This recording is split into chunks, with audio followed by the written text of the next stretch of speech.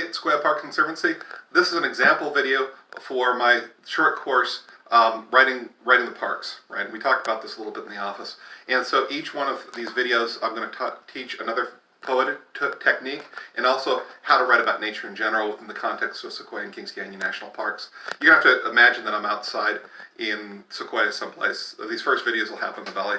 It just seemed like there's too much rain and snow right now to go up and do it here, so I thought I'd do it in my house. Okay, so I'm going to start the video right now. Hi everybody, welcome to Writing Earth. This is a short course where you're going to learn how to write both poetry and writing about nature. My name is John Branningham. I'm the Poet Laureate of Sequoia Kings Canyon National Parks, and we're gonna start with the most basic techniques. So if you're kind of an advanced poet, you might want to go to video number 11. If you're very advanced, you might want to go to video number 20. Just start out there. But for those of us who are just starting, we're going to start with the most important techniques. And the first technique, the first thing you have to learn is it's okay to fail. And people will often not start with poetry because they feel intimidated by it. They've read some poems that were confusing.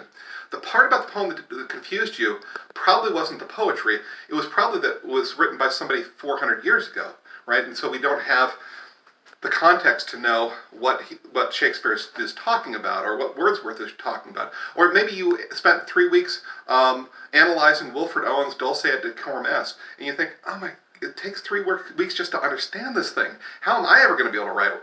Well, Wilfred Owen didn't write that when he began. Wilfred Owen started someplace else. And you've got this idea that everything has to be perfect. And that's technique number 1. Here's the most important thing. Your poem doesn't have to be perfect. In fact, perfection is the enemy. What I want you to do today is intentionally write a bad poem. Now, it doesn't even have to end up being a poem. It can be anything. It just could be a paragraph. That's perfectly fine. But you're going to try to make it bad. Now, most people, I've done this lesson with my students 1,000 times. Most people end up with something pretty satisfying, something a lot more satisfying than they thought they were going to get. Maybe you will too, but don't try to. Okay, so that is technique number 1. Prompt number 1 is going to be what's outside your window. So I'm up here in Sequoia, and what's outside my window are these big trees behind me.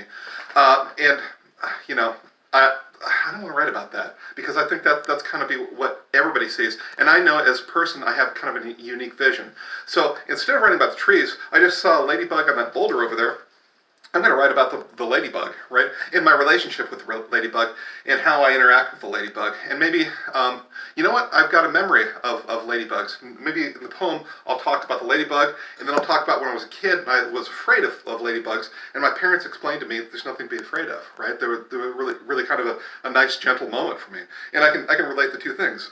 What are you going to write about? Look out outside your window. You might be in your house or your apartment. You can look outside. I don't know what's out there. If it were my house, I'd look outside, and I live in California, so there's some orange trees outside my window.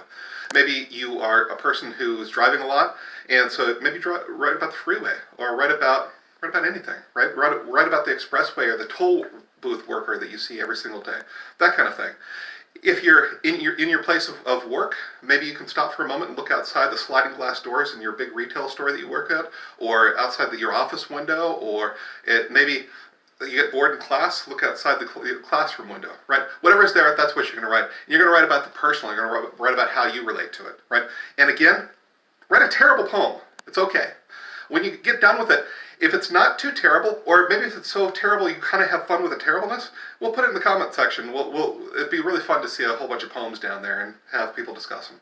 Okay, so I will see you for video number 2 for the short course Writing Earth.